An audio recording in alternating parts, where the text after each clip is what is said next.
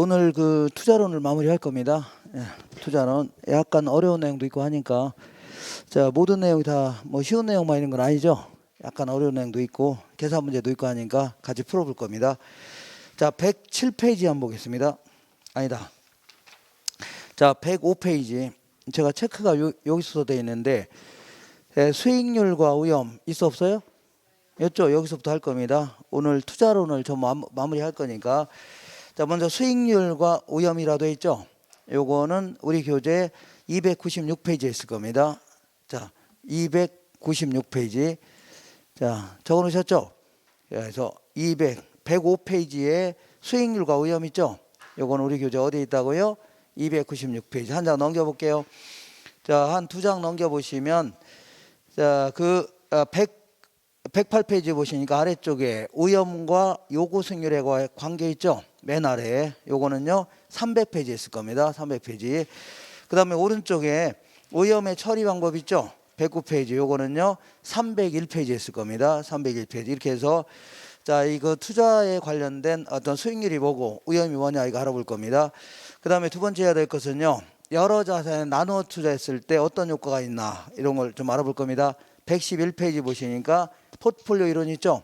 요거는 304페이지에 있습니다. 304페이지. 그 다음에 한 장 넘겨볼게요. 두 장 넘겨보시면 자 화폐 희간 가치라고 있죠. 요거 114페이지 보시면 요거는 우리 교재에는요 309페이지에 있을 겁니다. 309페이지. 체크 돼 있나요? 저번에 했어요? 아닌가요? 그 다음에 한 장 넘겨볼게요. 기대 현금 수지의 측정이라고 되어 있죠. 요거는요 우리 교재 313페이지에 있을 겁니다. 313페이지. 그 다음에 한 장 넘겨보시면 투자안의 경제성 분석이라고 해서 크게 세 가지 형태가 있는데 여기는요 제1절에 할인 현금 수지 분석법이라고 있습니다. 이 가장 중요한 내용인데 요거는 318페이지에 있습니다. 318페이지.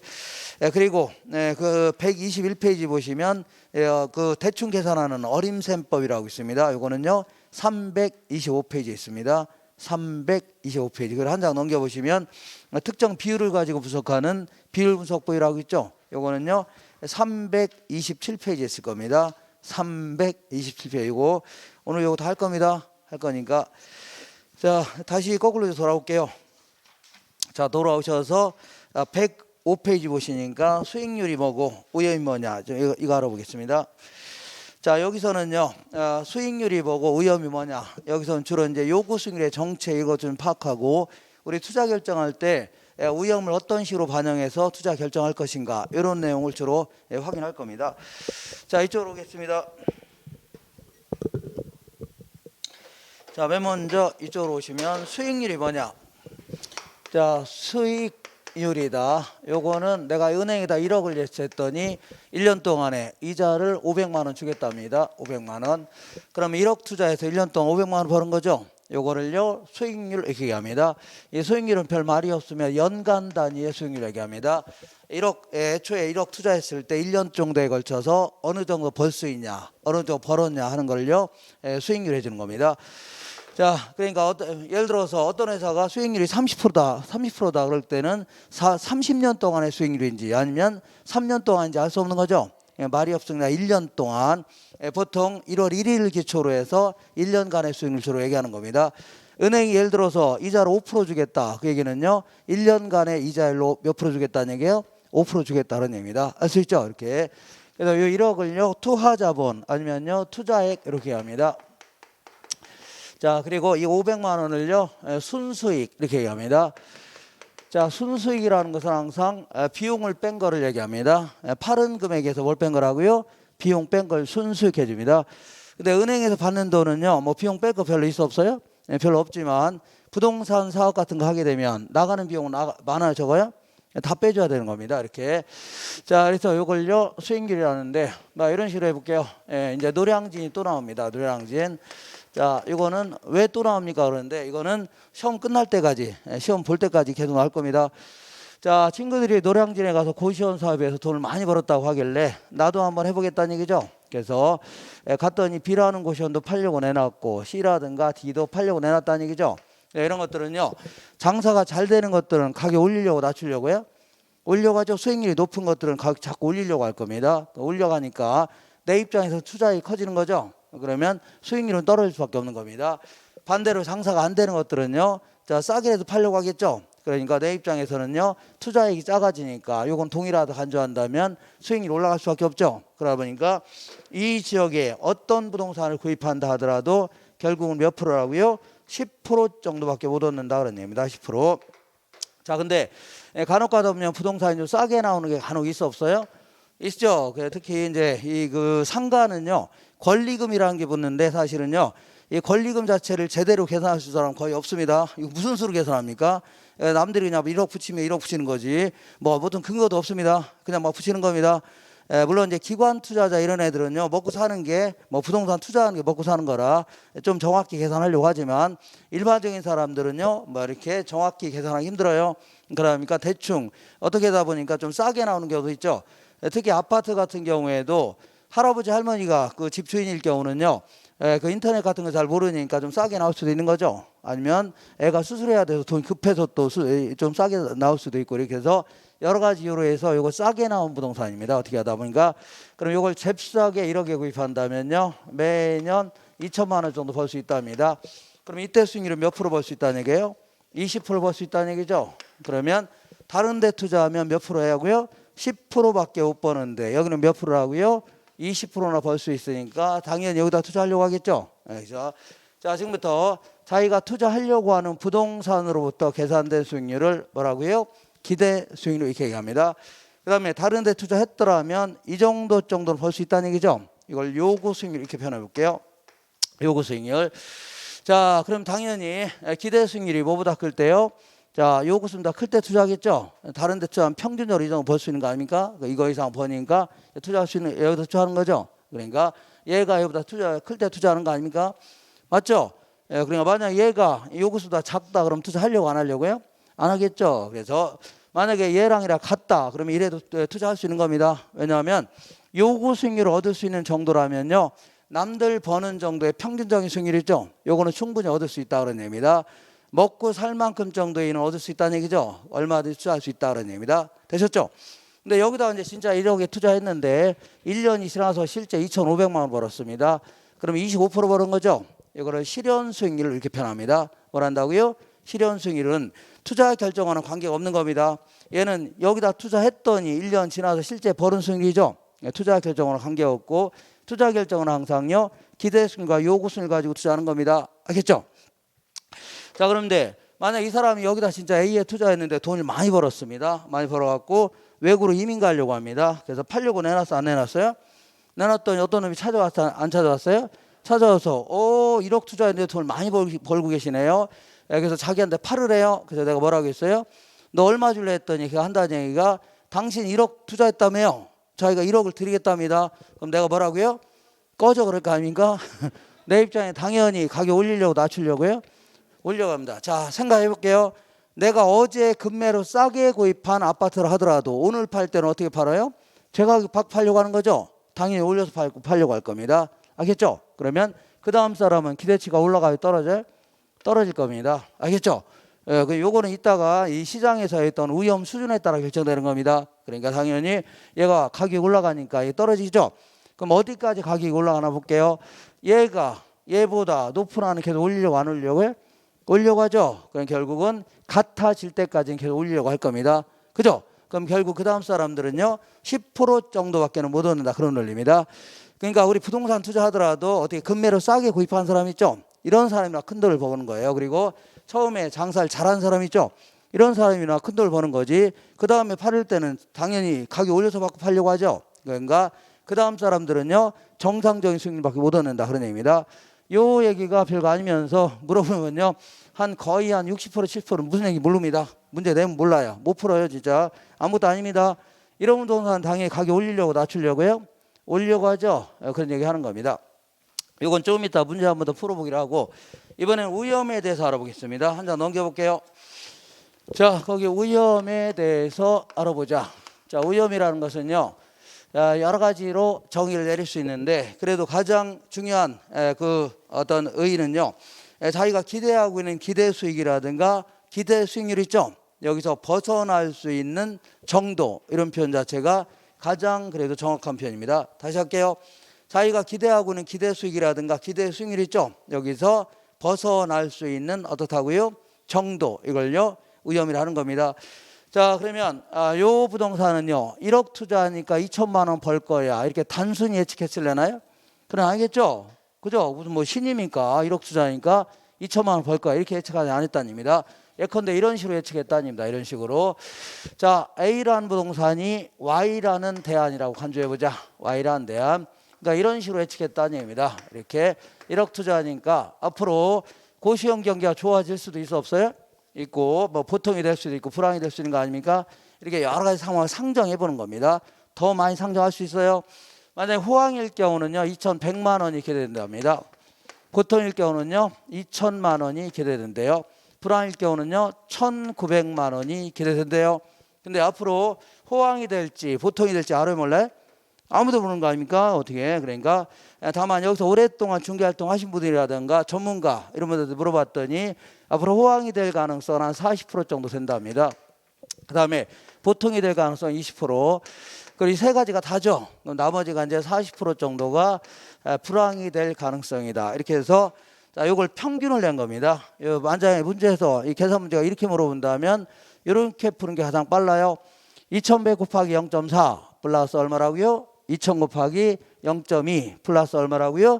1900 곱하기 0.4 이렇게 해주면 1년 동안에 기대되는 수익이 나옵니다. 2천만 원 정도 기대되는구나.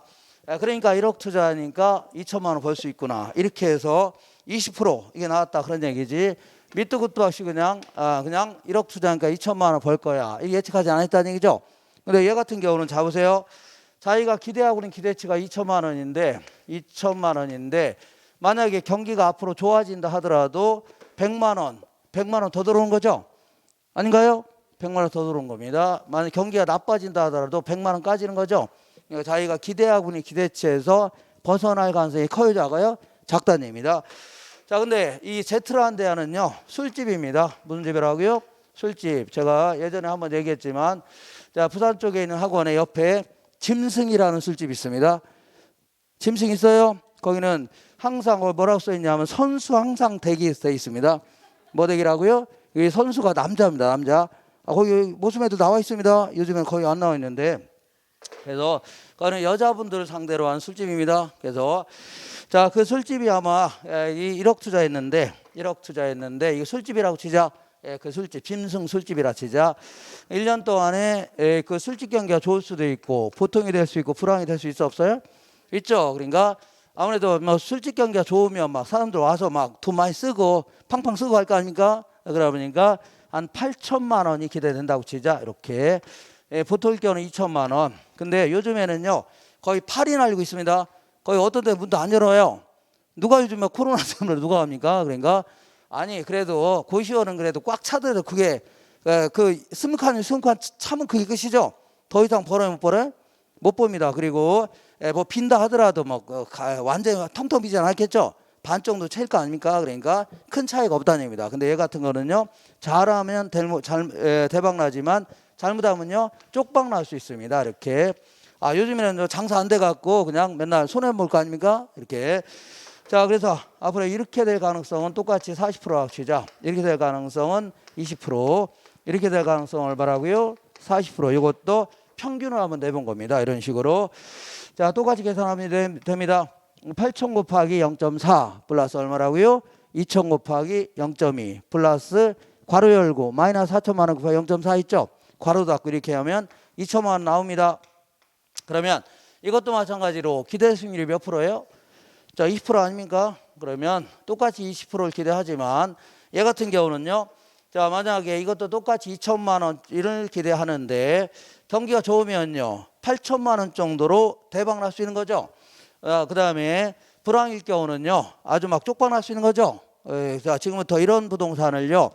기대치에서 벗어날 가능성이 크다는 얘기죠. 이런 위험이 크다 이집니다. 뭐 크다고요? 위험이 크다. 이런 걸 뭐라고요? 위험이 작다 이집니다. 알겠죠? 위험이 뭐라고요? 작다. 자, 만약에 X라는 대안은요. 은행에 예치하는 거 생각할게요. 은행에다가 예치해보자. 이렇게. 자, 1억을 예치하게 되면요.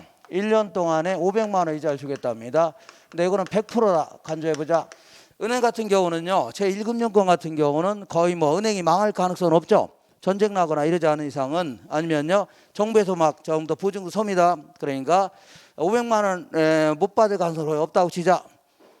없다고 치자. 그러면 500만 원을 기대하고는 하는데, 문제는요, 500만 원을 경기가 좋아도 그냥 500만 원 받는 거죠. 나빠도 500만 원 받는 거 아닙니까? 그러니까 기대치에서 벗어날 가능성이 커요, 작아요? 크다 작다가 아니라 아예 없습니다. 이런 거 뭐라고요? 위험이 없다 이겁니다. 뭐라고요? 위험이 없다. 이때 위험이 전혀 없을 때의 수익률 5% 있죠? 이거를요, 무위험 수익률 이렇게 표현합니다. 뭐라고요? 무위험 수익률. 자, 지금부터 자, 만약에 이제 여기 이제 이걸 뭐 투자라 하기 나는 곤란하네. 이런 것들은 그냥 보관료 받고 묻어놓는 거 아닙니까? 자, 지금부터 이 기대 수익률을 계산해라. 이 문제가 나오면요, 만약에 다시 한번 해볼게요. 이러한 데는 뭐라고요? 위험이 작다. 이러한 데는 뭐라고요? 위험이 크다. 정리할 수 있죠? 이렇게. 자, 이때 기대 수익률을 계산해봐라 할 때 만약에 문제에서 이런 식으로 나온다면요, 지금처럼 푸는 게 좀 빠릅니다. 빨라요. 자, 다시 한번 해볼게요. 다시 1억을 투자했는데 1년 동안에 경기가 호황이 될 수 있고 안정적이 될 수 있고 불황이 될 수 있는데, 자, 호황 때는 3천만 원이 기대가 된답니다. 불황 안정적일 경우는요 2천만 원이 기대된대요. 불황일 경우는 얼마라고요? 1,000만 원이 기대가 된대요. 자, 그다음에 확률은 이렇게 될 확률 40%, 이렇게 될 확률 20%, 이렇게 될 확률 40%라 치자. 그러면 만약 이렇게 물어볼 때는요, 이렇게 하는 게 더 빨라요. 어떻게 빠냐면 3,000 곱하기 0.4 플러스 2,000 곱하기 얼마라고요? 0.2 플러스 1,000 곱하기 얼마라고요? 0.4. 아니면 그냥 30 곱하기 0.4, 20 곱하기 이렇게 해도 상관없습니다. 이렇게 해서 계산하면 기대 수익률이 얼마라고요? 2천만 원 나옵니다. 알겠죠? 그러면 곧바로 20% 계산할 수 있어 없어요? 있습니다. 이렇게 계산하면 돼요. 근데 만약에 이런 식으로 물어보기도 합니다. 지금 얘기하는 게 더 많이, 이런 식으로 물어보는 게 더 자주 물어봅니다. 어떻게 물어보냐면, 자, 1억 투자했을 때 각 상황하의 수익률이 곧장 주어지는 경우가 있습니다. 일반 이렇게 주어집니다. 그래서 예를 들어서 호황 때는 1억 투자해서 3천만 원 벌 수 있죠? 그럼 몇 프로 벌 수 있는 거예요? 자, 30% 벌 수 있네요. 몇 프로 벌 수 있다고요? 30%. 맞지 않나요? 그 다음에 안정적일 경우는 1억 투자해서 2천만 원 벌 수 있는 거죠? 몇 프로 벌 수 있는 거예요? 20% 벌 수 있네요. 20%. 그 다음에 불황일 때는 몇 프로 벌 수 있어요? 10% 벌 수 있네요. 이렇게 주어진 경우가 있습니다. 이렇게 물어본 게 일반적입니다. 자, 이럴 때는요, 더 쉽습니다. 더 쉬워요. 어떻게 하면 돼요? 자, 이거 곱하기 이거 더하기 이거 곱하기 해주면 돼요. 그래, 항상 조심할 거는요, 한쪽이 100분율로 한쪽은 뭘로 하라고요? 소점 계산하셔야 돼요. 이렇게. 자, 연습했으니까 30 곱하기 뭐라고요? 0.4 플러스 20 곱하기 얼마라고요? 0.2 플러스 10 곱하기 0.4 하면 얼마 나와요? 20% 나옵니다. 자, 이렇게 계산하면 돼요. 알겠죠? 이렇게. 자, 이렇게 해서 20% 계산하면, 요거는 아주 자주 물어보니까 계산 문제 나오면 요거는 할 줄 아셔야 돼요. 요걸 할 줄 알아야 몰라야 돼요? 날려야 됩니다. 자, 어쨌거나 기대 수익률이 얼마라고요? 기대 수익률은 20%이다. 요거는 계산할 수 있어 없어요? 있죠. 그래서 20%가 기대 수익률이다. 계산하시면 돼요. 근데 이 위험을 한번 계산해 봐라. 위험을 계산해 봐라. 이게 최근 10년 동안 2번을 계산 문제를 물어봤습니다. 한 번은 말로 물어보고, 그래서 안 하기도 그러니까 나는 요번에 기필코 수석해야 되겠다. 그럴 경우는요, 요거 한번 풀어보세요. 연습해 보시고, 나는 그냥 가볍게 그냥 합격이나 하려한다 그러면 무시하세요. 괜히 지금 시간도 없는데 괜히 이런 거 신경 쓰지 마세요. 이런 거 다 못 풀고 합격합니다. 이거 풀고 합격하는 사람 거의 없어요. 자, 위험은 크게 이제 분산이라는 거하고 표준 편차라고 있습니다. 자, 분산과 뭐가 있다고요? 표준 편차, 일종의 이제 통계적 기법들인데, 자, 분산이라는 것은요, 자기가 볼게요. 자기가 20%가 기대돼야 한대요.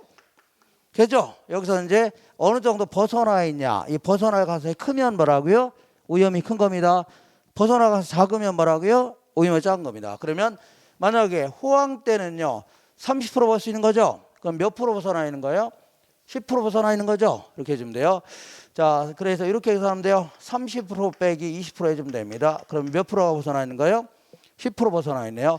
근데 만약에 안정적일 때는 몇 프로 벗어나 있어요? 하나도 안 벗어나 있죠. 그러니까 20% 빼기 20% 해주면 되겠네요. 자, 그 다음에 만약 불황일 경우는 몇 프로 벗어나 있는 거예요? 10% 벗어나 있죠? 근데 밑으로 10% 벗어나 있네요. 밑으로 10% 빼기 20% 해주면 되죠? 맞아, 맞아? 그래서 이렇게 이 벗어날 가능성 아닙니까? 어느 정도 벗어나 있냐? 이게 크게 벗어나 있으면 오염이 큰 겁니다. 어쨌거나 이렇게 될 확률 0.4. 이렇게 될 확률 얼마라고요? 0.2. 이렇게 될 확률 0.4. 이렇게 좀 돼요. 이렇게 계산한 게 분산입니다. 이렇게 계산한 게 뭐라고요? 분산. 근데 이렇게 계산하게 되면요, 분산이 0이 나옵니다. 뭐 나온다고요? 0. 왜 0이 나오나 볼게요. 자, 이렇게 계산하면 10 곱하기 0.4 하면 4%죠. 그 다음에 얘는 0에다 뭘 곱해도 0입니다. 그 다음에 얘는 마이너스 10 곱하기 0.4 하면 마이너스 4%였죠. 항상 다 합치면 얼마예요? 0이 나옵니다. 왜냐하면 항상 0 이렇게 나오면 0이 나와요. 아니, 분명히 오염이 있어 없어요? 아, 기대에서 벗어날 가능성이 있는 거죠. 근데도 오염이 전혀 없다 이러면 돼요, 안 돼요? 안 됩니다. 이게 왜 이런 형태가 나타나냐면 이 플러스 효과를 마이너스로 깐다는 얘기죠. 그래서 마이너스 0이 나올 수가 있는 겁니다. 알겠죠? 그러니까 이거는 이렇게 계산하면 돼요, 안 돼요? 안 됩니다. 그래서 왜 이렇게 하냐면 마이너스 효과를 마이너스 효과 때문에 그래요. 그래서 마이너스 효과를 무시하려고 여기다 제곱을 친 겁니다. 제곱 친 거예요. 여기도 뭐라고요? 제곱. 여기다 제곱한 겁니다. 자, 그러면 10의 제곱은 100이죠. 100 곱하기 0.4 하면 40%입니다. 자, 그 다음에 얘는 0을 뭘 해도 곱해도 0이에요. 그 다음에 마이너스 10의 제곱하면 플러스 100이 돼요. 마이너스 10을 두 번 곱하면 플러스 100이 돼요. 어떤 사람이 왜 그래요? 그러는데 나도 몰라요. 그냥 두 번 곱하면 플러스 100이 됩니다. 그러면 100 곱하기 0.4 하면 40%입니다. 맞죠? 그러면 합치니까 얼마라고요? 80%다. 이게 정답이에요. 이렇게 할 수 있죠? 0.8 이걸 답하면 돼요. 얼마라고요? 0.8 이렇게 답하면 됩니다. 근데 이 분산은요, 자, 인위적으로 그 마이너스 효과를 무시하려고 제곱을 친 거죠. 그러니까 볼륨 자체가 굉장히 커진 거예요. 덩치가. 덩치가 원래 조그만해야 되는데 갑자기 제곱하면서 커졌다는 얘기죠. 어떤 경우는 몇천 % 막 나오기도 합니다. 그래서 다시 볼륨 자체를 줄이려고 이제 표준 편차라는 것은요, 이 분산을 루트를 씌운 겁니다. 이 80%를 루트 씌웠어요. 요거는 시험에서 안 물어봅니다. 그냥 분산과 표준 편차로 측정이 가능하다 이거 아시면 돼요. 왜 이거 안 물어보냐면 이거는 일반 계산기로 계산이 안 돼요. 안 됩니다. 안 나와요. 그냥 계산은 8.9443% 이게 나올 겁니다. 이렇게 안 물어본다 하겠죠. 그러니까 요거는 계산 연습해 보시고 정리 안 되면 뭐라고요? 무시하세요. 쉬워도 되죠? 어떻게 이거 쉽게 그래서 자, 할 수 있으면 하시고 안 되시면 이제 무시하세요. 자, 이번에는 그 오른쪽 보겠습니다. 거기에 위험을 대하는 투자자의 종류, 투자자의 유형이라고 할까요? 유형. 자, 이거 볼게요. 자, 이 투자자는 크게 세 가지 형태로 구분해 볼 수 있습니다. 이렇게 요거는 위험 회피형 투자자 이렇게 얘기합니다. 요거는요 위험 선호형 투자자입니다. 이걸 다른 말로 이거를 위험을 좀 싫어한다 해서 위험을 혐오한다 해서 위험 혐오형, 이걸 뭐라고요? 위험을 막 추구한다 해서 위험 추구형이라는 겁니다. 자, 그러면 자, 한번 연습 한번 더 해볼게요. 자, 한 장 넘겨볼게요. 한 장 넘겨보시면 자, 1번 같은 경우는요 아까처럼 자, 수익률에다가 곧바로 발생하려고 곱하면 되죠. 1번은 기대 수익률 계산하면 돼요. 연습해 보세요. 아까처럼 자, 이렇게 해주면 돼요. 자, 듣기만 하세요. 4 곱하기 0.2 플러스 8 곱하기 얼마라고요? 0.6 플러스 13 곱하기 얼마라고요? 0.2 해주면 돼요. 이건 할 수 있겠죠? 그리고 2번은요 조금 전에 했던 거하고 똑같은 거니까 숫자만 다르게 하면 돼요. 연습해 보세요. 거기 분산까지 계산해야 돼요. 분산까지 계산해야 되는데 할 수 있으면 하시고 정리 안 되면 무시하세요. 자, 하나만 더 해볼게요. 3번 보겠습니다. 3번. 자, 요거는 벌써 나왔네요. 자, 3번은요. 자, 상가, 오피스텔, 아파트에 대한 경제 상황별 수익률이 다음과 같이 추정될 때 기대 수익률과 오염을 계산해 보랍니다. 분산을 계산해 보래요. 자, 그래서 상가가 있고 또 뭐가 있어요? 오피스텔 있어 없어요? 아파트 있죠? 이렇게 아파트가 있는데 이렇게 보겠습니다. 계산해 볼게요. 자, 요거 보니까 호황이 될 수도 있고 불황이 될 수도 있어 없어요? 호황이 될 수 있고 불황이 될 수 있는데 거기 보니까 호황과 불황이 될 확률이 각각 몇 프로라고요? 0.5시라고 돼 있죠? 50%라는 얘기입니다. 여기도 0.5, 여기도 뭐라? 에이, 이거 왜 벌써 이게 나와갖고? 자, 이것도 0.5라는 얘기죠. 그러면 상가 같은 경우는요, 호황 때는 얼마 벌 수 있어요? 10% 벌 수 있죠? 맞잖아요? 16이네요. 16% 벌 수 있죠? 그 다음 불황 때는 몇 프로 벌 수 있어요? 6% 아닙니까? 맞죠? 그 다음에 오피스텔 같은 경우는 12%, 4%죠? 맞지 않나요? 아파트는 몇 프로라고요? 8%, 2%죠? 맞지 않나요? 그러면 아까처럼 계산하면 돼요. 얘는요, 기대수익 계산해 볼게요. 자, 기대수익률은요, 이거 곱하기 이거 더하기 이거 곱하기 이거 해주면 돼요. 3개나 안 가서 3개. 아니, 할 수 있죠? 그러니까 요거 곱하기 요거 더하기 요거 해주면 돼요. 할 수 있어 없어요? 자, 호황이 될 수도 있고 불황이 될 수 있죠. 그러니까 호황 때는 16%, 불황 때는 6% 있죠. 이렇게 확률 0.5, 이게 0.5 아닙니까? 곱하면 돼요. 자, 계산하면 얘는 11% 나올 겁니다. 몇 프로라고요? 11%. 얘는 요 곱하기 이거 더하기 이거 곱하기 해주면 얘는요 얼마 나오냐면 얘는 8% 나옵니다. 8% 나와요. 얘는 몇 프로냐면 5% 나옵니다. 아니 어떻게 빨리 계산합니까? 얘는요 확률이 같아요 달라요? 같을 때는 2개 더한 다음에 나누기 2 해주면 돼요. 2개 더한 다음에 나누기 2 해주면 돼요. 2개 더한 다음에 나누기 2 해주면 되죠. 그래주면 됩니다. 자, 이렇게 기대수익률 계산했어 안 했어요? 했다. 그러면 이제 분산 계산해 볼게요. 뭘 계산한다고요? 분산. 자, 분산은요 이때는 11%에서 몇 프로 벗어나 있어요? 이때는 5% 벗어나 있죠? 안 써도 되겠죠? 5% 벗어나 있잖아요. 그죠? 그 다음에 이때는 몇 프로 벗어나 있어요? 마이너스 5% 벗어나 있죠? 여기서 이거 빼면 될 거 아닙니까? 이거 빼면 될 거 아닙니까? 아까처럼 다시 해요? 그래서 이걸 어떻게 하라고요? 제곱하라고 했죠? 제곱하라고 했잖아요. 제곱. 그 다음에 이렇게 될 확률이 얼마라고요? 0.5. 이 확률 0.5 아닙니까? 맞죠? 이렇게 되면 돼요. 자, 계산하면 얘는 25%가 나옵니다. 몇 프로 나온다고요? 25% 나와요. 자, 이렇게. 왜냐하면 이 5 곱하기 5의 제곱하면 25죠? 요거의 반이고 요것도 25의 제곱이면 반이죠? 그러니까 하나만 딱 계산하면 5의 제곱하면 이게 나오는 겁니다. 그렇게 돼요. 그 다음에 요거는요. 이때는 몇 프로 벗어나 있어요? 4%. 벗어나 있는 정도 아닙니까? 이때는 몇 프로 벗어나 있어요? 마이너스 4%. 맞잖아요? 그러면 이렇게 이걸 제곱하라고 했죠? 이것도 제곱. 그래서 이렇게 될 확률 얼마라고요? 0.5. 이렇게 될 확률 얼마라고요? 0.5. 그러면 얘는 하나만 계산하면 돼요. 이거 4, 4, 16. 16%입니다. 그 다음에 이때는 몇 프로 벗어나 있어요? 3%. 좀 이제 돼가네요. 이제 돼가네요. 이때는 몇 프로 벗어나 있어요? 마이너스 3%. 자, 마이너스 3%. 그러면 이거 제곱하라고 했죠? 이것도 제곱하죠? 그러면 이렇게 될 확률 0.5.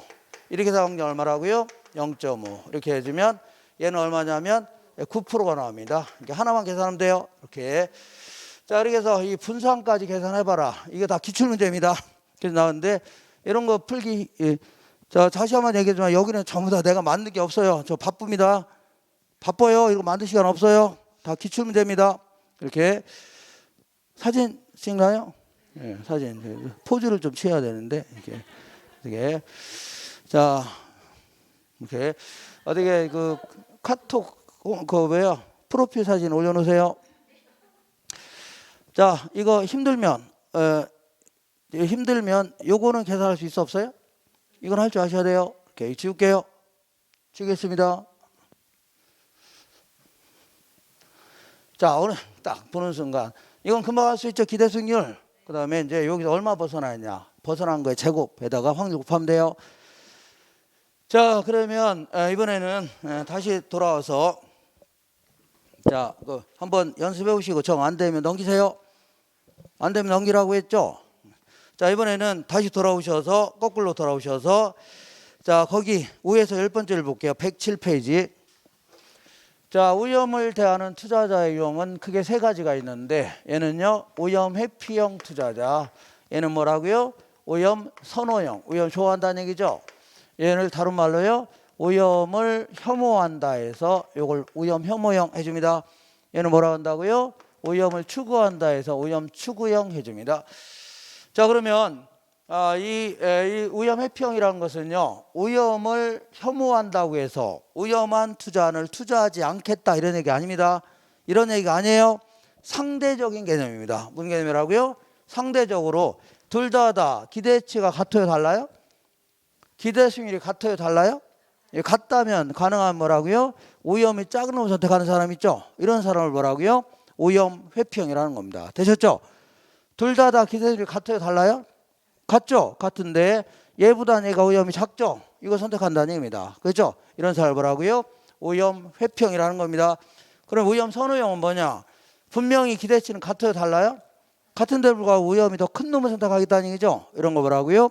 위험 선호형이라는 겁니다. 위험 뭐라고요? 선호형. 근데 우리는 전부 다 합리적인 인간을 가져갑니다. 무슨 인간을 가져간다고요? 합리적인 인간이라면. 자, 생각해 볼게요. 자, 둘 다 기대 수익이 같다. 그러면 굳이 사람들은요, 기대치가 동일하다면, 가능하면 위험이 작은 놈을 선택한다는 얘기죠. 아니, 내가 어떤 부동산 투자하려고 하는데 기대치가 동일하다면 굳이 내가 생각한 만큼 딱 들어오는 게 좋지, 굳이 벗어나는 걸 좋아하지 않는다는 얘기죠. 위험, 그잖아요. 기대치가 동일하다는 가정이 있다면 사람들 거의 대부분 답을 하고요, 위험이 작은 걸 선택하는 겁니다. 알겠죠? 그러니까 우리 모든 사람 답을 하고요, 합리적 인간을 가정하는 겁니다. 이런 사람을 답을 하고요, 위험 회피형이라는 겁니다. 뭐라고요? 위험 회피형. 그러면 실질적 의미의 위험 선호형은요, 아주 비합리적 인간을 가정하는데, 특히 이제 도박하는 사람을 가정하는 겁니다. 누구 가정한다고요? 도박. 우리 이제 신정환 아시나요? 신정환, 여기다 신정환 써놓으세요. 이런 애들은요, 아주 조그만 수익을 얻으려고 도박하려나요? 그건 아니죠. 그러니까 아주 큰 수익을 얻으려고 때로는요, 방송국에서 쫓겨날 것까지 각오하겠다는 얘기죠. 이런 사람을 뭐라고요? 위험 추구형이라는 겁니다. 알겠죠? 아주 큰 위험도 부담하면서 아주 큰 수익도 얻겠다는 얘기죠. 이런 사람을 뭐라 한다고요? 위험 추구형이라는 겁니다. 되셨죠? 이렇게 하시면 돼요. 다시 한번 해볼게요. 우리 모든 사람들은요, 모두 합리적 인간을 가정합니다. 합리적이라면 기대 수익률이 동일하다면 뭘 선택한다고요? 위험이 작은 선택합니다. 기억하세요? 다 하겠죠? 다만 나중에 이따가 한 번 더 할 건데, 합리적 인간이라 하더라도 상대적으로 공격적인 투자자가 있고 보수적 투자자가 있다는 얘기죠. 그래서 상대적으로 위험을 좀 더 감수하려는 사람, 이건요 덜 감수하려는 사람 있죠. 여기 구분됩니다. 이렇게 하시면 돼요. 되셨죠? 자, 그러면 요거는 위험 중립형이라고 하는데, 얘는 뭐냐? 위험이 크거나 작거나 상관없습니다. 무조건 기대치가 높은 거 있죠? 요거 선택하는 사람, 이런 사람을 뭐라고요? 위험 중립형이라 하는 겁니다. 되셨죠? 자, 그러니까 이런 사람은 다 비합리적 인간들입니다. 자, 우리는 다 마지막으로 정리할게요. 다 누구를 가정한다고요? 위험 회피형 투자를 가정하는 겁니다. 그래서 기대치가 동일하다면, 가능하면 위험이 작은 놈 선택하는 사람이 있죠? 이걸 가정하는 겁니다. 그러면서 상대적으로 공격적 투자자가 있고 뭐가 있다고요? 보수적 투자자가 있다. 이렇게 하시면 돼요. 정리할 수 있죠? 자, 그러면 그 밑에 보겠습니다. 자, 다시 한번 이거 할 수 있죠? 자, 이거 지울게요.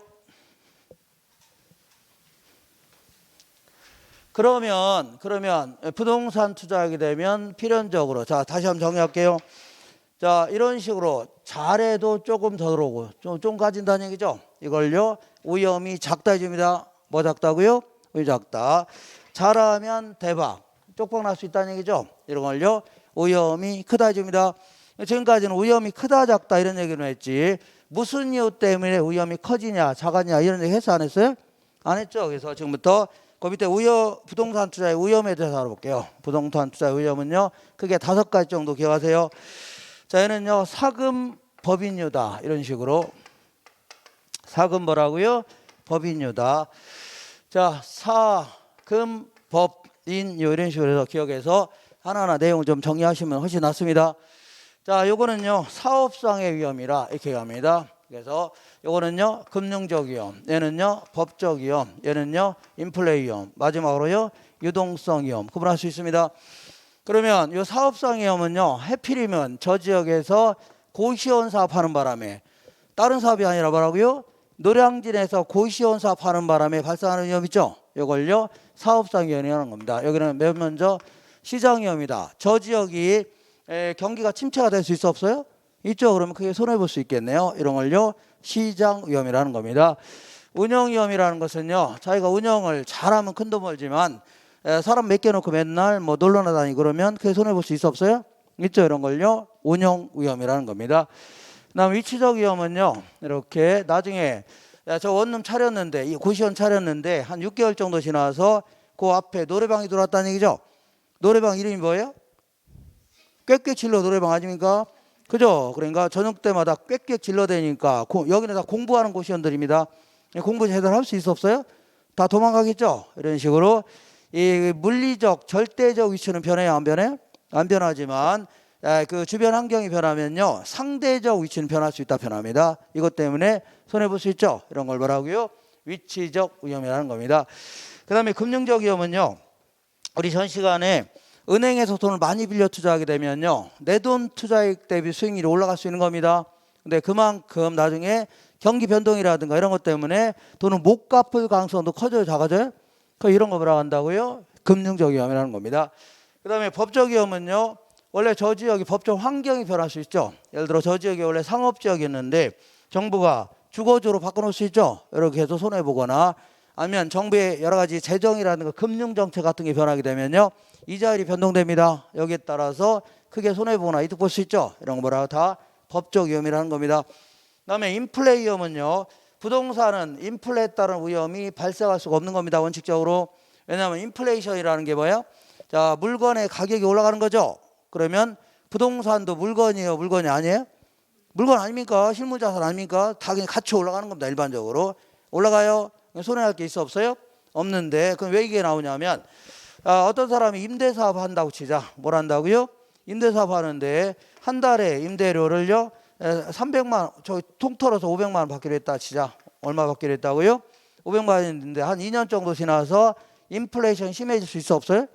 있죠. 그러면 화폐의 값어치가 떨어져요. 그죠? 그러면 이 집주인이 손해봅니다. 이런 거 뭐라고요? 인플레 위험이라는 겁니다. 실질 임대 수입이 감소하는 거 있죠? 이런 거라든가, 아니면요 다음 시간에 하겠는데 변동금리로 돈을 빌렸다가 인플레가 심해지죠? 그러면 은행 이자를 올리려고 합니다. 여기에 따라서 크게 손해볼 수 있어 없어요? 있습니다. 이런 거 다 뭐라고요? 인플레 위험이라는 겁니다. 유동성 위험은요, 부동산 팔려고 내놨는데 계속 안 팔릴 수 있어 없어요? 안 팔릴 수 있죠. 특히 이제 상가나 공장이라든가 토지 같은 거는 3년이 되도록 5년이 되도록 안 팔릴 수 있어 없어요? 그럼 어쩔 수 없이 돈이 급하면 헐값에 팔 수밖에 없죠. 이런 식으로 한 시장 가치의 손실, 이런 걸 다 뭐라고요? 유동성 위험이라는 겁니다. 자, 지금까지 한 거를 문제를 통해서 한번 확인해 볼게요. 자, 거기에 106페이지 보겠습니다. 자, 106페이지 1번 볼게요. 부동산 투자안이 채택되기 위해서는요 기대 수익률이 뭐보다 커야 돼요? 요것은 다 커야 되죠. 그럼 이거 볼게요. 자, 만약에 아까 한 거 잘 생각할게요. 1억 투자해서 500만 원 벌 수 있는 투자안이 있다 치자. 이렇게. 그럼 이때 기대 수익률 몇 프로예요? 5% 아닙니까? 5%죠. 그러면 사람들은 이런 부동산에 투자하려고 안 하려고요? 안 하려고 하죠. 그러면 얘들은 팔기 위해서는 싸게 팔 수밖에 없는 겁니다. 어떻게 팔아요? 싸게 팔 수밖에 없죠. 그럼 가격이 떨어져 안 떨어져? 떨어지니까 그 다음 사람은 기대 수익률 올라가겠죠. 아까 한 거 거꾸로 해주면 돼요. 그러면 어디까지 가격이 떨어지나 볼게요. 얘보다 못 미치는 한은 계속 떨어지겠죠. 어디일 때까지요? 같아질 때까지. 되셨죠? 같아질. 자, 읽어볼게요. 2번. 투자자의 요구 수익률이 기대 수익률보다 클 경우에, 큰 부동산의 경우 요구 수익률이 기대 수익률보다 크다는 얘기죠. 거꾸로 한다면 기대 수익률이 작다는 거 아닙니까? 자, 큰 경우에는 수요가 감소하여. 이런 거 살려고 안 살려고요? 안 살려고 하니까 부동산 가치는 점점 하락합니다. 그에 따라서 기대 수익률은 어떻다고요? 점차 올라갈 수 있는 거죠. 그 얘기하는 겁니다. 오른쪽 볼게요. 3번. 기대 수익률의 분산이라든가 표준 편차 이런 것들이 투자안의 위험을 측정할 수 있는 전통적인 방법입니다. 이렇게 하시면 돼요. 자, 아까 했죠? 그 다음 4번 볼게요. 투자 대안별 기대 수익률이 동일하다면, 사람들은 아까 볼게요. 가능하면 기대치가 동일하다면 위험이 작은 걸 선택해요? 큰 걸 선택해요? 짱을 선택합니다. 그래서 투자 대안별 기대 수익률이 동일하다면 위험이 낮은 대안을 선택하는 게 좋다는 얘기죠. 맞습니다. 위험 추구형 투자자 그 옆에다가 신정환을 쓰든가 아니면 도박 써놓으세요. 도박. 자, 이 위험 추구형 투자자는요, 아주 높은 수익률을 획득할 기회를 얻기 위하여 아주 큰 위험도 기꺼이 감수하겠다는 얘기죠. 이런 사람을 뭐라고요? 위험 추구형이라는 겁니다. 6번 볼게요. 자, 만약에 투자 금액을 전부 내 돈만 투자한다면 금융적 위험이 발생해요, 안 해요?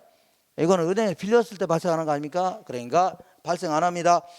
자, 투자 금액을 모두 자기 자본만으로 조달할 경우에는요, 금융적 위험을 제거할 수 있다. 맞는 겁니다. 운영 위험은요, 사무실의 관리라든가 근로자의 파업, 영업 경비의 변동 등으로 인하여 야기될 수 있는 수익성의 불확실성 이런 것들을요, 폭넓게 지칭하는 개념입니다. 그다음에 위치적 위험이란 환경이 변하면, 아까 앞에 뭐가 돌았다고요? 꽥꽥 질러 노래방 돌았어요. 이렇게 환경이 변하면 대상 부동산의 상대적 위치도 변해요, 안 변해요? 이런 걸 답으라고요. 위치적 위험이라는 겁니다. 그 다음 잡으세요. 경기 침체로 인한 위험을요, 시장 위험. 이거 싸잡아서 답을 하고요, 사업 위험이라는 겁니다. 읽어볼게요. 경기 침체로 인한 부동산의 수익성이 악화되면서 야기되는 위험, 이를 답을 하고요, 사업 위험에 해당된다. 맞습니다. 투자자가 대상 부동산을 원하는 시기에 현금화하지 못할 가능성이 있죠. 3년이 되도록 5년이 되도록 안 팔린다는 얘기죠. 이 답을 하고요, 유동성 위험에 해당됩니다. 무슨 위험이라고요? 유동성 위험. 이렇게 해서 몇 번 읽어보세요. 그러면 이번엔 이쪽으로 오겠습니다. 이쪽으로 오셔서 여기는 왜 한 10% 정도가 형성되어 있냐 볼게요. 여기는 다시 해볼게요.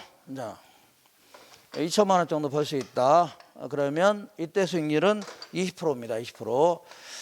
여기는 왜 10% 정도가 형성되어 있냐 볼게요. 예, 거기 108페이지 맨 아래에 있는 겁니다. 아래에.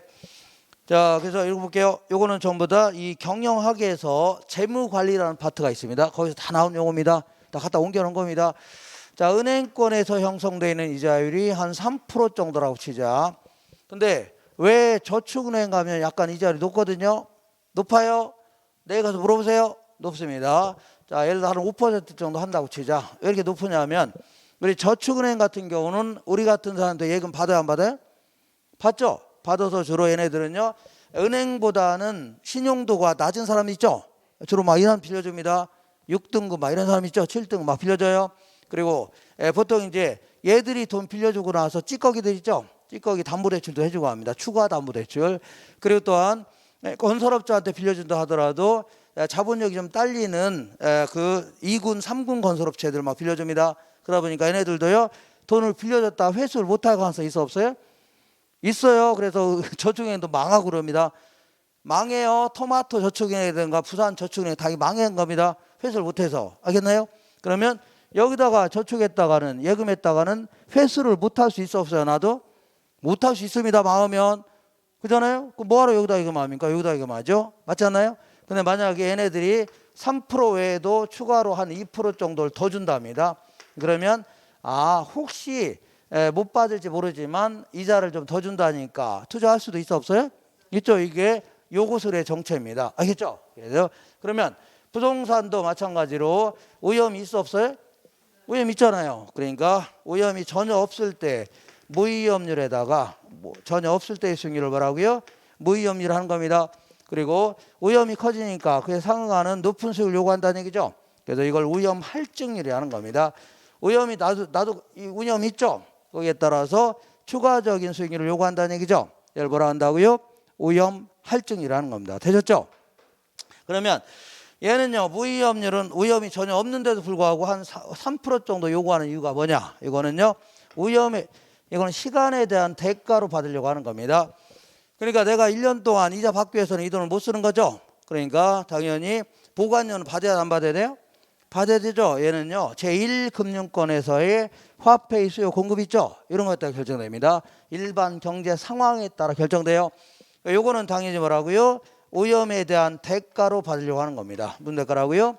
위험 대가. 근데 여기서 약간 어려운 얘기를 할 건데, 자, 이런 위험에는요, 내가 운영을 잘하면 큰 돈 벌어요, 못 벌어요? 큰 돈 법니다. 운영을 개판으로 하면 그게 손해 볼 수 있는 거죠. 아니면요, 입지를 잘 선정하면 큰 돈 벌어요, 못 벌어요? 입지를 잘못 선정해서 앞에 뭐가 들어왔다고요? 꽥꽥질러 노래방 들어오면 이건 손해볼 수 있죠. 이거는 본인이 잘해서 아니면 본인이 잘못해서 그런 거 아닙니까? 맞잖아요. 근데 이 지역에는요, 요 부동산뿐만 아니라 모든 부동산에 공히 영향을 미치는 위험이 있다는 얘기죠. 예를 들어서 정부가 공무원을 대폭 축소하기로 했다. 그러면 전체로 떨어져 안 떨어져? 떨어질 수 있죠. 대폭 확대하기로 했다. 올라갈 수 있는 거죠. 그죠? 인플레가 심해지거나 아니면은 그 여러 가지 전쟁 나거나 이런 거 있죠. 이건 전체에 다 영향을 미쳐 안 미쳐? 미치시는 거 아닙니까? 이걸 지금부터 이따 좀 이따 하겠지만, 자, 지금부터 여기서 말하는 위험이라는 것은요, 내가 잘해서 못해서가 아니라 이 지역에 있는 노량진에 있는 모든 고시원에 공히 영향을 미치는 위험이 있죠. 전체로 다 영향을 미치는 위험을요, 체계적 위험이라는 겁니다. 체계적 위험에 따라 결정되는 겁니다. 알겠죠? 다시 할게요. 내가 저축은행 가면 위험이 커져 작아져요? 커지는 이게 내가 잘해서 못해서가 아니죠. 금융권에서 형성되어 있는 위험 수준이 있어 없어요? 있다는 얘기죠. 여기 따라 결정되는 겁니다. 이해가 되겠죠? 이것도 마찬가지로 내가 잘해서 못해서가 아니라 이 지역에는 모든 고시원에 공히 영향을 미치는 위험이 있죠. 여기에 따라 결정되는 겁니다. 이해가 되겠나요? 약간 좀 어렵지만 이렇게 하시면 돼요.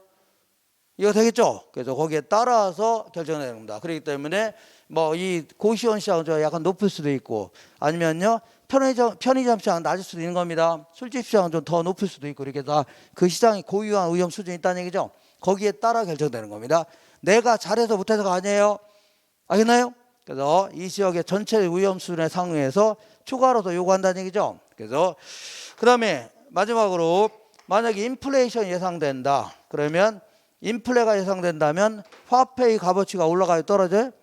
떨어지기 때문에 이만큼만 받으면 투자가 손해죠. 그러니까 자, 예상된 인플레를 추가로 받아내려고 할 겁니다. 이걸 누가 얘기했냐면 피셔라는 사람이 얘기했다. 이거 뭐라고요? 피셔의 효과다 집니다. 무슨 효과라고요? 피셔의 효과. 담배 뭐라고요? 원래는 자, 이 시장 상태가 뻥튀기 되는 바람에 발생하는 발생하고 반영해 줘야 되죠. 그죠? 담배 피면은 담배 연기가 막 퍼져나가요? 안 퍼져나가요? 그래서 이걸 담배 피셔 효과다. 무슨 효과라고요? 담배 피셔 효과. 그래서 경상도 쪽에서는 담배 피셔 이렇게 안 한답니다. 그럼 어떻게 해요? 그랬더니 담배 부숴 그런답니다. 그렇게 하면 돼야한데요. 담배 피셔. 알겠죠? 이렇게 해서 자, 그러면 마지막입니다.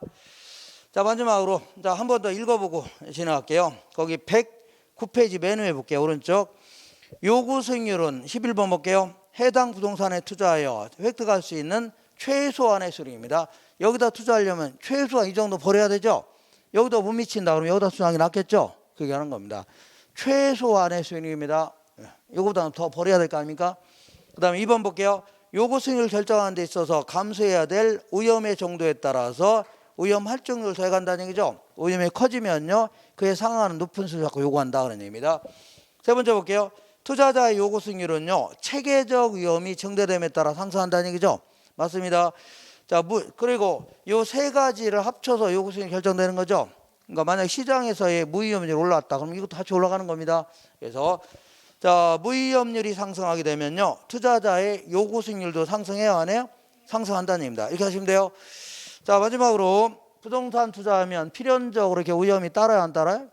따르는데 이거를 어떤 형태로 투자 결정에 반영할 것인가, 이걸요 위험의 처리 방법이라는 겁니다. 위험이 뭐라고요? 처리 방법이다. 자, 위험의 처리 방법은요, 한 장 넘겨볼게요. 넘겨보시면 맨 아래 보니까 뭐가 있냐면 위험 조정 할인율법 있어 없어요? 요거 있죠? 요거 하고 포트폴리오 투자 있죠? 요게 두 가지가 요게 주인공입니다. 뭐의 주인공이라고요? 남녀 주인공이에요. 남녀 주인공입니다. 알겠나요? 요거 이제 요거는 잠시 후에 요거 계속 요거 할 거고, 요거 끝나면 계속 요거 가지고 하는 겁니다. 요거 계속 하는 거예요. 끝까지 우리 수업 끝날 때까지 이거 이거 하는 겁니다. 그래서 이걸 다시 말로 할인 현금 수준소법이라는 겁니다. 뭐라 한다고요? 할인 현금 수준소법이다. 간단히 의미만 시켜 출발할게요. 1억 투자했는데 1년 있다가 1억 2천만 원 들어온 투자한 있다고 치자. 처분했을 때 그러면 이거는 현금 유출액, 예를 뭐라고요? 현금 유입액 해주는데 나간 돈과 들어온 돈을 단순히 비교하는 것은 큰 의미가 없다는 얘기죠. 그래서 앞으로 들어올 돈을요, 다른 데 투자했더라면 충분히 얻을 수 있는 수익률을 뭐라고 하냐면 요구 수익이라는 겁니다. 요걸 이렇게 할인하게 되면 이 정도의 투자 가치는 있다는 투자 가치가 나옵니다. 무슨 가치라고요? 투자 가치. 그래서 여기서 요거 뺀 걸 수년가, 이것분의 이강 수익성 지수라고 해요. 이렇게 두 가지를 비교하는 게 가장 과학적이고 체계적인 방식이에요. 알겠죠? 근데 만약 저지역의 오염이 커졌다고 치자. 그러면 사람들은 오염이 커지니까 요구한 수를 높이려고 낮추려고요? 높이려고 하죠. 오염이 커지면 그에 상한 높은 수 요구하죠. 그러니까 당연히 할인율이 올라갑니다. 뭐가 올라간다고요? 할인율이 이렇게 올라가요. 요구 수익이 올라갑니다. 그러면 투자 가치가 낮게 평가됩니다. 그러면 수년가도 좀 낮아져요. 이렇게 사람 오염을 싫어하니까 이런 식으로 투자 결정에 반영하는 겁니다. 이거 계속 이거 할 거니까 그렇게 하세요. 그 다음에 잠시 후에 할 건데 여러 가지 부동산에 분산 투자하게 되면요. 자, 이 포트폴 구성했을 때의 기대 수익률을 줄어드는 게 아닙니다.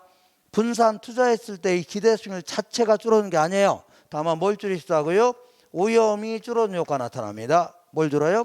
그래서 이걸 기초로 해서 만족감이 극대화되는 집합 있죠? 찾아보겠다는 얘기입니다. 이렇게 하는 걸요. 포트폴 효용이다. 요거는 잠시 후 할 것이고 이 끝나면 이거 할 겁니다. 그 나머지 것들은요. 그냥 잡동사니들인데 이게 자세히는 안 나오고 이렇게 지문에 끼어들면서 나옵니다. 자, 109페이지 보겠습니다. 109페이지 중간에 보니까 오염을 회피다. 나왔어 안 나왔어요?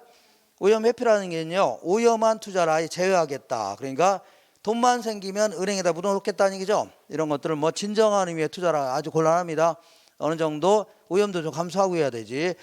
그 다음에 위험의 전가라는 것은요. 내가 부담해야 될 위험을 타인에게 떠넘길 수 있죠. 예를 들어 아까 자 임대료를 한 달에 500만 원 받기로 했는데 2년 정도 지나서 물가가 올라갈 수 있어 없어요? 인플레가 심해지면 화폐의 값어치가 떨어지죠. 그럼 집주인 손해 봐야 안 봐요? 그래서 안 되겠다. 물가가 올라가면요. 임대료 올리겠다는 얘기죠. 이런 식으로 해서 집주인이 부담해야 될 위험을 세입자한테 떠넘길 수 있어 없어요? 이런 위험에 전가하는 겁니다. 아니면 보험액 같은 데 가입하게 되면 보험사가 보험에 가입하는 바람에 이 위험을 떠넘길 수 있는 거죠. 이런 거 다 뭐라고요? 오염의 전가. 이런 식으로 투자 결정에 반영할 수 있다는 얘기입니다. 그 다음에 오염을 축소 혹은 통제라고 있는데 보수적 예측 기법은 이렇게 하는 겁니다. 자, 1억 투자해서 앞으로 경기가 호황이 될 수 있고 보통이 될 수 있고 불황이 될 수 있는데 얘는요 아예 호황 보통 무시하는 겁니다. 뭘 무시한다고요? 무시하고 최악의 경우는 아무리 경기가 안 좋다 하더라도 아무리 돈이 안 들어온다 하더라도 최소한 500만 원 들어올 거 아니냐 그런 얘기죠. 그죠? 아무리 안 들어와도 최소한 500원 들어올 거 아닙니까? 요걸 가지고 수익률이 5%다. 그래서 요걸 가지고 요구 수익이라고 비교하겠다 그런 얘기인데 이런 식으로 했다가는요. 그 투자할 게 거의 없습니다. 거의 다 기각합니다. 거의 다 기각해요. 그래서 바람직한 투자는 아닙니다. 이렇게. 자, 이번에는 그러니까 수익은 가능한 낮게 예측하는 겁니다. 비용은 가장 크게 예측하는 이런 형태입니다. 하나 넘겨볼게요. 이번엔 민감도 분석 기법이라고 있습니다. 얘는요. 이 기대 수익 뭐 아니면 이게 뭐 아니면 순환가가 될 수도 있고 아니면 그 내부 수익이 될 수 있는데 이 기대 수익을 계산하려면 임대용 부동산 같은 경우는요 임대료 같은 거 잘 예측해야 돼 안 해야 돼요?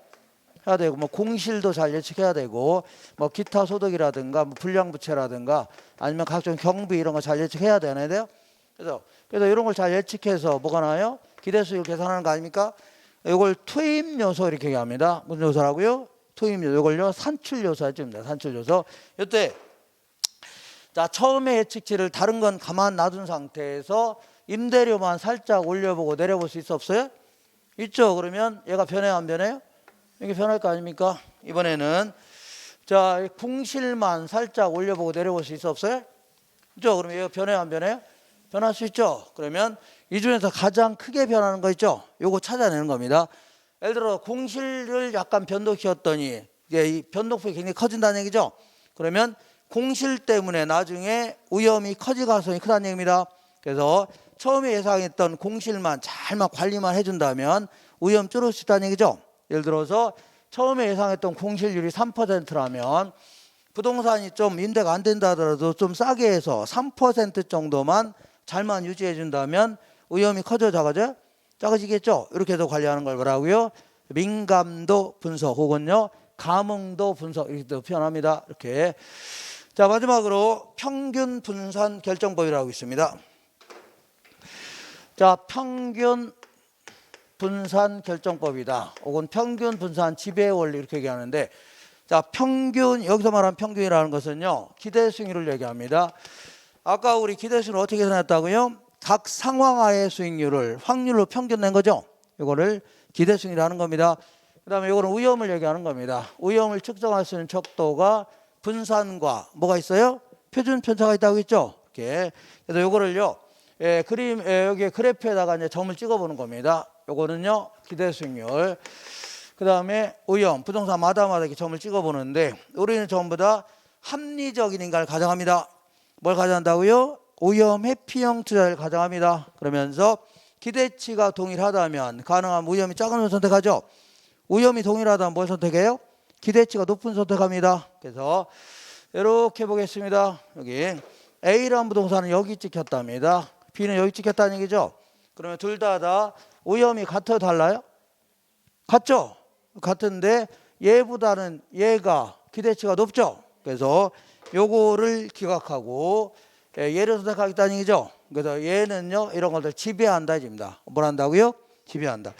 이번에는 C가 있고 D가 있다고 시자. 둘 다 기대치는 같아요, 달라요? 같은데 얘보다는 얘가 위험이 작죠. 얘를 기각하고 얘를 선택하겠다는 얘기죠. 이렇게 아주 괜찮은 방식이네요.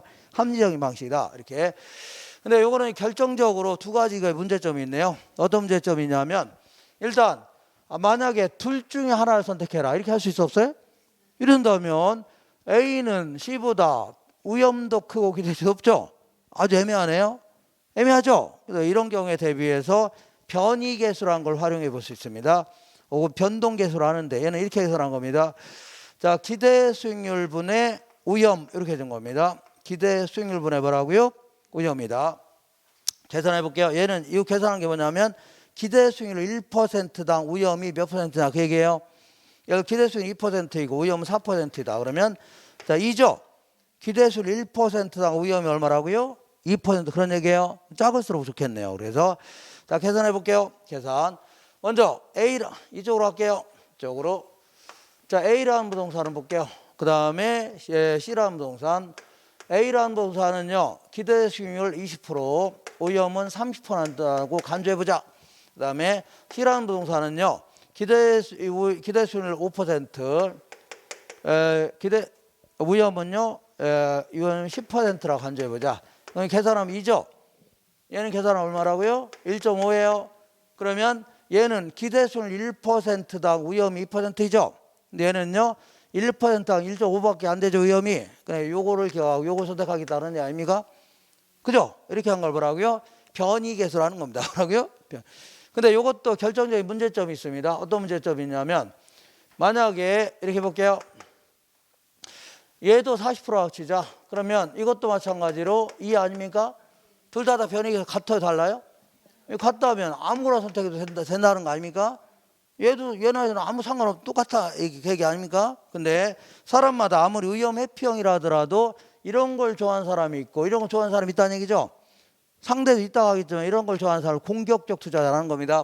이런 사람을요, 보수적 투자자 이렇게 얘기하는데, 이런 식으로 투자자들의 투자 성향을 완전히 무시했다는 얘기죠. 이것도 좀 문제가 됩니다. 그래서 이것도 뭐 그대로 바람직한 방식은 아닙니다. 다만 얘는 그래도 조연급은 됩니다. 뭐는 된다고요? 얘는 주인공이라면 얘는 뭐가 된다고요? 조연급이 되는 이유가 잠시 후에 이 포트폴리오 일어날 때 효율적 전선이라는 걸 구축하는 데 써먹습니다. 그런 의미에서 의미가 있는 거지, 그렇지 않으면 별 의미가 없는 거예요. 알겠죠? 자, 지금까지 한 거 문제를 통해서 확인해 보겠습니다. 자, 어디냐면요, 110페이지 볼게요. 자, 110페이지. 투자에서 발생하는 위험을 일부를 보험회사 등의 전가하기 위하여 보험에 가입할 수도 있겠죠. 맞고, 평균 분산 지배 원리에 따르면 A 투자안과 B 투자안의 기대 수익률이 일단 같답니다. 자, 보세요. A 투자안과 B 투자안이 기대 수익률이 같아요, 달라요? 같으니까 둘 다 여기 어디 있다는 얘기죠. 이렇게 같을 경우에 자, A 투자안보다는 B 투자안의 기대 수익률의 표준 편차가 더 크답니다. 그러면 표준 편차가 위험이죠. 그러니까 A보다는 B가 위험이 크다는 얘기 아닙니까? 이렇게 돼 있네요. 그러면 이때는 B보다는 A가 위험이 작죠? 요걸 기억하고 요걸 선택하겠죠? 그래서 요거는요, A 투자안이 선호됩니다. 맞습니다. 평균 분산 지배 원리로 투자 선택할 수 없을 경우는요, 아까 얘기한 변이계수 이걸 활용하여 투자안의 우위를 판단할 수 있겠죠? 그 얘기하는 겁니다. 자, 10번 볼게요. 보수적 예측 기법은요, 투자 수익의 추계치를 하향 조정함으로써 가능하면 낮게 조정함으로써 미래 발생할 수 있는 위험을 상당수 제거할 수 있다는 가정이 있죠. 여기에 근거를 두고 있는 겁니다. 민감도 분석은요, 저걸 얘기합니다. 없어졌네요. 민감도 분석은요, 모형의 투입 요소가 변함에 따라, 예를 들어 공실 같은 게 변함에 따라서 그 결과치인 수년제 가치와 내부 수익률 이런 것들이 어떻게 변하는지를 분석하겠다는 얘기죠. 맞는 겁니다. 무혐 조정 할인율법은요, 오염이 커지면요, 사람들이 요구한 수를 높이려고 낮추려고요, 높여서 할인율을 높이는 겁니다. 그래서 투자 가치를 낮게 평가하겠다는 얘기입니다. 이렇게. 그래서 오염 조정 할인율법은요, 자, 적용하는 방법으로 장래 기대된 소득을 현재 가치로 환산하는 경우에 위험한 투자일수록 높은 할인율을 적용하겠다는 얘기죠. 맞아요? 맞습니다. 이렇게 해서 이 정도에서 정리하시면 돼요. 잠깐 쉬었다가 이제 포트폴리오부터 진행할 겁니다. 잠깐 쉴게요. 자, 그리고 오늘은 약간 제가 한 10시 한 50분 정도까지 갈 수도 있습니다. 그 전에. 그래서 각오하세요. 이렇게 집에 가시면 안 됩니다.